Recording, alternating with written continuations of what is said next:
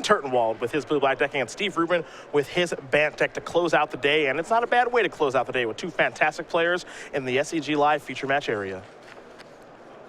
Owen Turtenward making the most out of No Shave November. It's got a little something going there. We commiserated over our shared struggles with facial hair. Neither of you can grow it, can you? This is 2.5 weeks worth of growth here for Owen. I grow in about the same clip. Looks pretty good for 2.5 weeks for the O-Dog. Me, it just comes in full. I'm lucky. My brother can't grow it, but I can. So there you go. He's getting ready to hibernate. Rubin's going to start things off with an Evolving Wilds. Turtenward with an Island as we are underway here in round number 9. Our last of coverage today. Do remember tomorrow morning, coming back at 9 a.m. Eastern for some booster draft action as Rubin's going to search up an Island. Last round, Steve Rubin was able to defeat Ben Lundquist in a very close match. So Steve's deck here is base blue-white, touching a little bit of green for Woodland Wanderer and Veteran War Leader. Okay. 2 good cards to be splashing for.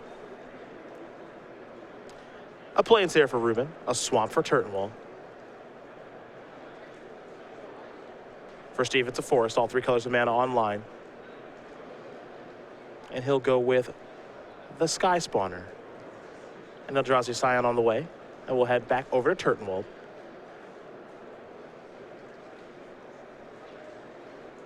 An Island. And now he has a Dominator Drone. No trigger there, unfortunately. But the 3/2 is not too shabby as we head Steve Rubin's way. He has a Plains. And we'll see if he has a play this turn.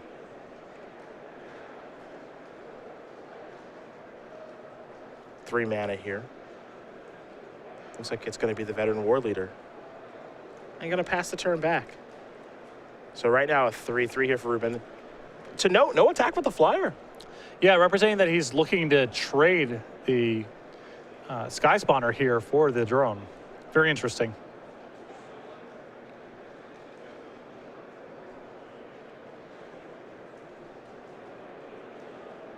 I'm interested to see what's going to come from that.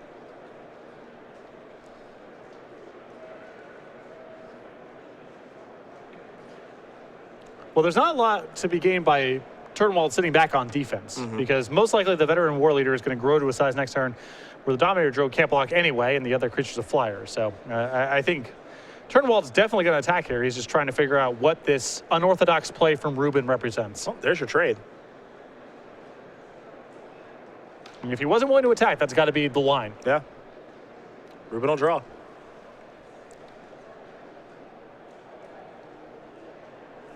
But very interesting. You feel, Rubin's on the front foot here. He's going to have the largest creature in play. Here come the beatdowns. Attack for 3. Rubin will sacrifice. And now he will play a flyer there. Scatter of the Winds is going to take care of the flyer, however. Now we head back Turtenwald's way. There's a mountain. A little splash here for Owen.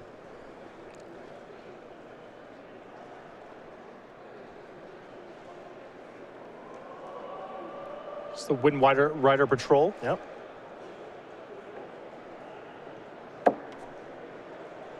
So we got some Eldrazi spawn joining the battlefield now. Yeah, an incubator drone there for Rubin, getting the Veteran War Leader up to a 3/3 in a position to attack. Turtenwald going to come to the red zone with his 4/3 in the air.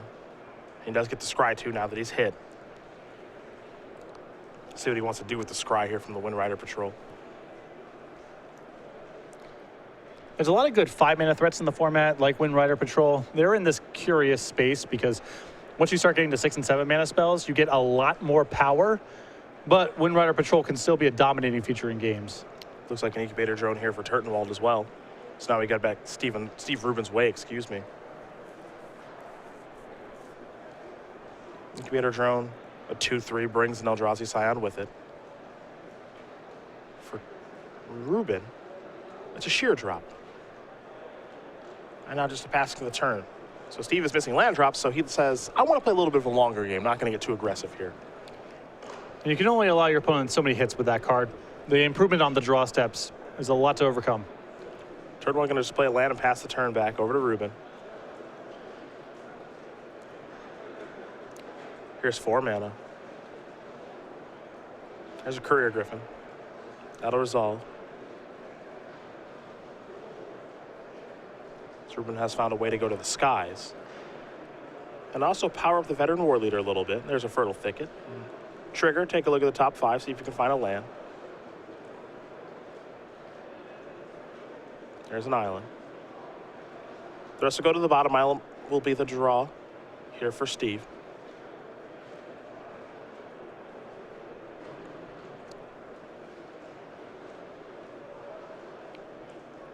And Rubin being very conservative with the veteran war leader. I mean, on the table, he can make an attack.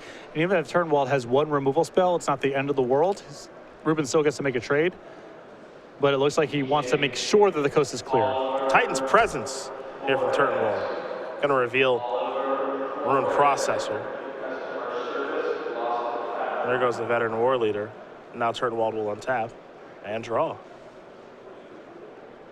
Now there is the Rune Processor.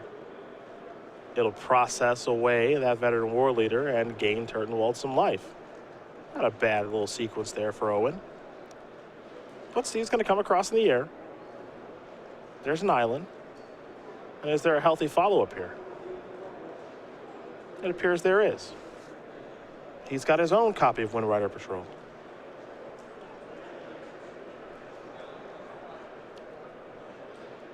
I mean, Rubin's plan from here seems pretty straightforward, which is just get in the air and chump block and remove as appropriate.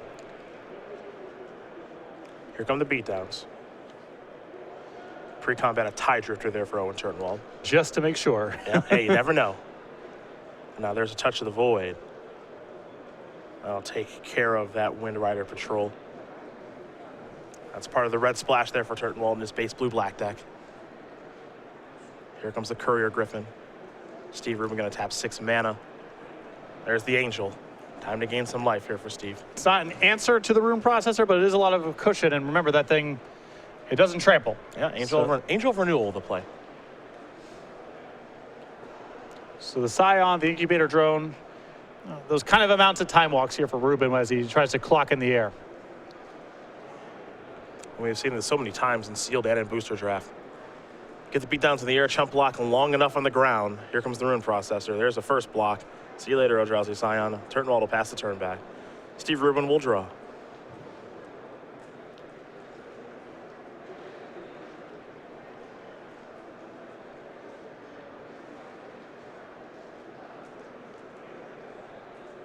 Well, looks like he might be calling a judge. We'll see. I know this face. Is this the I drew a sideboard card I think this face? might be he drew a sideboard card. The draw was Nandu Greatheart, so you tell me. Take a look through the deck list, I believe. Yep. He knew it the minute it happened. Yep. Well, we'll see what the ruling is here. Typically a game lost. And this is a rough one, too, because it looked like Rubin was, I don't want to say, by no means locked up. Yeah. But he looked like he was a little bit ahead in this one. And that's a painful one to potentially lose here at 7-1. Yeah, so the ruling there is pretty simple. You're submitted an illegal deck. I think you have a sideboard card in your deck for game number 1. He drew a copy of Nandu Greatheart. You just took a look at the deck list. He does have one in his sideboard. Yep. So pretty straightforward ruling. Unfortunately for Steve, the straightforward ruling is a game loss in this instance. Now, we will get this confirmed with the judge that's down there, and if a head judge has to intervene, of course, we will get that confirmed as well. But it looks like it's going to be a game loss. And as you mentioned, not a timely one, because it looks like he's going to win that game. Yeah, that's it. Well, you know, there's still a lot of draws there. And if Turtenward finds an answer to the 4/4 flyer, I think suddenly he's the one who's ahead. But it looked like Rubin was the favorite to win that game based on where the board was at the time. Yeah, so that gives you an idea of what's taking place there. Now, as far as Turtenwald's deck, again, he's blue-black with a small splash of red. It looks like for Touch of the Void. He also has a copy of Radiant Flames in the deck as well. Some pretty good mana fixing here, but 2 copies of Complete Disregard for Owen. A Mindraker, a Transgress the Mind, something we've seen from a lot of players here. He's got his Myers Malice in the sideboard, so perhaps we'll see that in the sideboarded game. 2 copies of Clutch Occurrence and Eldrazi Sky Spawner. He has a Runation Guide, Scatter the Winds that we saw earlier in the game, Wind Rider Patrol. You don't see here, not a ton of rares. He does have a Fathom Feeder in his deck, but as I've learned here as we've played some games here in this format, you know, it's not so much about the bombs. I've seen just a lot of decks that have good commons and uncommons, that being good enough. Well, not only are there just a lot of good commons and uncommons, there are a lot of common and uncommon creatures that feel like rares. Yeah. Rune Processor, we can argue about exactly how powerful it is. There's plenty of spots where that feels like a rare, and that's available at common. There's a lot of other Eldrazi at the lower rarities that feel that way, and that's a way to make up for the gap in power level as well. Fair enough. That's a game loss. We just did get it confirmed. So down on the match we go. These players are going to sideboard, obviously, and we'll see if the Undo Greatheart does come out of the deck. But it's an unfortunate time for that to happen. As for Steve, he's locked up day 2, so that's great, obviously. But he was potentially going to be up a game against one of the game's very best here in Owen Turtenward. Yeah, that's a rough one to lose there. And I mean, credit to Rubin there. Immediately called a judge on himself. Knew what happened. Not a lot to be done. Some players will try to slide by, especially even with the camera there. But Steve Rubin, an honest mage, immediately called the judge. Game loss on the way. And so now he's going to have to rebound from that and get ready for game number 2 and potentially game number 3. Now for his Bant deck, he's at the splash there, Veteran War Leader.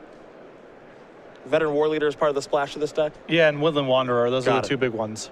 But the splash is mostly just for green. He's base blue-white. Yep. 2 very nice cards to splash. Powerful off the splash. If you don't draw your green mana until later on in the game, they're both perfectly serviceable plays on, turn 7, turn 8. I think that's where people get into trouble sometimes with splashing. They splash cards that are a little timing sensitive. That's why I like splashes for removal, because if you have to wait a little while to be able to draw your color to be able to cast a removal spell, that's usually going to be fine. Yeah. When you're talking about creatures, unless they're extremely powerful or have some sort of kicker option to them, there's a ceiling for how good they can be later on in the game. So the splashes here for Rubin I like quite a bit. Yeah, I've always been a big proponent. I don't really like splashing for creatures unless they're completely busted creatures that are easy to splash. I've always just been a fan of splashing for removal. Maybe like a very good card drawing spell in certain circumstances, but that's what I like. You'll splash for Painful Truth maybe. But for the most part, I'm looking to splash for removal. That's about it. You're looking to splash for power, and you're looking to splash for cards that aren't terribly time sensitive. Yeah. Those are the 2 big ones. Veteran War Leader fails that test a little bit, but I think if you have enough allies in the deck, it's going to be very good later on in the game, even if you have to wait a little while on your green mana. Sure. And both these players will shuffle up here for game number 2 very, very quickly. And that will be underway in just a moment. Turtenwald being given the win there thanks to a game lost by Steve Rubin. So Steve Rubin will have the option, player draw, and what to do here. We've seen in the 3-color matchups, players have definitely chosen to draw a huge percentage of the time. I think it's a little bit different on 2-color versus 2-color, but with 3 colors, your decks are going to be a little bit slower. The extra card matters a lot for fixing your mana. I anticipate Rubin is going to take the draw here. Steve took the play. I think that my guessing here on play and draw it's definitely been south of 50%. It's the effort that counts. Yeah. That's all. We appreciate it. It's not so much about getting it right. It's about the effort. Looks like Steve's going to take a mulligan. Chose to play mulligans. It's all downhill from here. I guess we'll play it out, but I don't know, maybe Rubin wants to go get dinner. I mean, just a lot of nice places around the area, so I understand. Plenty. There's a Waffle House right across the street. Yeah. And it's great. It is exactly what you pay for. Yeah. Which is not to begrudge Waffle House. It's a great institution. Love it. They're straightforward about what they are. Delicious and nutritious. Definitely can confirm not nutritious. My body did go into rebellion at some point in the early afternoon. So that's a cost of going to the house. That's because you didn't have a waffle. That's true. I did not have the waffle. Scry is going to stay on top here for Steve. He'll play an island, pass the turn back. Elected to be on the play here in game number 2. Turtenwald with an island. Rubin with the plains, pass the turn back. Does have Horribly Awry in hand. A swamp for Turtenwald. Does Rubin have land number 3? Yes, an island. Pass the turn back over to Owen. Owen with an island of his own. And Dominator Drone. Horribly Awry is going to take care of that. An island here for Steve right off the top. Looks like he needed it. Courier Griffin. Trigger, gain some life. Head back over to Turtenwald. Evolving Wilds, he'll just pass over to Steve. In for 2. Plains here for Steve. Follow up. Kozilek's Chandler. Now remember, Turtenwald did have a Scatter of the Winds in the last game. Be a really good spot for it. Yeah.